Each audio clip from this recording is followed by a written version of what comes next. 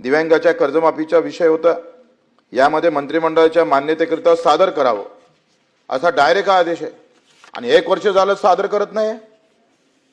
केवढी दुर्दैवी गोष्ट आहे। असे किमान आम्ही सांगतोय असे 15 मागणीच्या बाबत आम्ही ज्या मागण्या केल्या त्याबाबत असेच निर्देश आहे, पण काही केलं नाही 1 वर्षात। कशाला लक्षवेधी करावं लागलं असते, कशाला 97 मांडावं लागलं असतं। दिव्यांगांना 6,000 रुपये महिना, दिव्यांगाचं स्टॉलचं धोरण असलं पाहिजे, उद्योग आणि क्रीडासाठी एक नवीन धोरण आखलं गेलं पाहिजे। दिव्यांगांना अंत्योदय कार्डाची योजनाच नाही आहे, उपाशी राहतं बिचारा।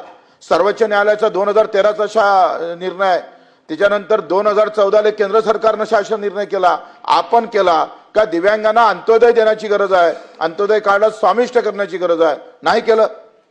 बजेटमध्ये 5% निधी आमचा वाटा आहे दिव्यांगाचा, तुम्ही तो देता काय? 1400 कोटी पाहिजे, 35,000 कोटी, फक्त 1400 कोटी, आणि ते कर्मचाऱ्यासाठी, तोही खर्च कर्मचाऱ्यासाठी होते। म्हणजे कायदा न पाळणारं सरकार अशी आपली प्रतिमा जाऊ नये।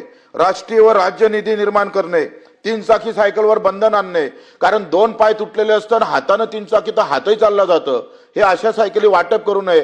किमान त्याच्या इलेक्ट्रॉनिक असेल अशा काही, आजकाल काय 3,000 भेटतं, फोटो काढतं, वाटून देतं सायकली, बंद करा ह्या।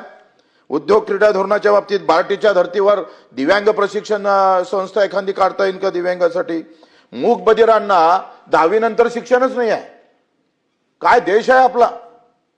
पुऱ्या देशात व्यवस्था अशी आहे का 10वी पर्यंत शाळा आहे, 10वी नंतर शाळाच नाही, 11वी नाही, 12वी नाही, पदवीधर नाही, काहीच नाही, शिकू नका, आणि नोकरीसाठी मागते पदवीधर, त्याला 12वी पास मागतंय आणि हा आहे 10वी पास।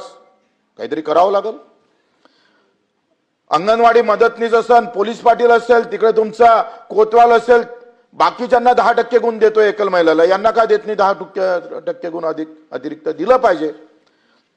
ह्या लहान लहान गोष्टी। आमदार निधी 30 लाख खर्च करायला पाहिजे, कोणी आमदार खर्च करत नाही 30 लाख, काही बंधनं नाही, हे विचारा, हे तुमचं काम आहे। दिव्यांग भवन, दिव्यांगांना आता तर एक नवीन अफलातून कारभार केला तुमच्या मंत्रालयानं, म्हणजे विशेष सहाय्य।